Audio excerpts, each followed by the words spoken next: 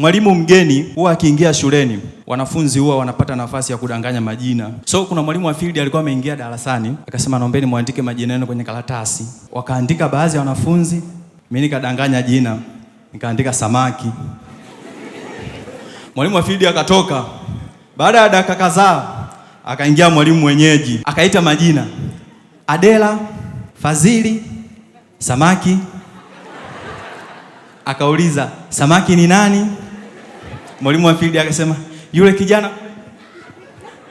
Akasema, haya, nyi wengine kaeni. Samaki, njoo. Unajua majina yanaumba. Niligeuka kuwa mboga ya walimu ofisini. Kila mwalimu alikuwa anakata sehemu anayotaka.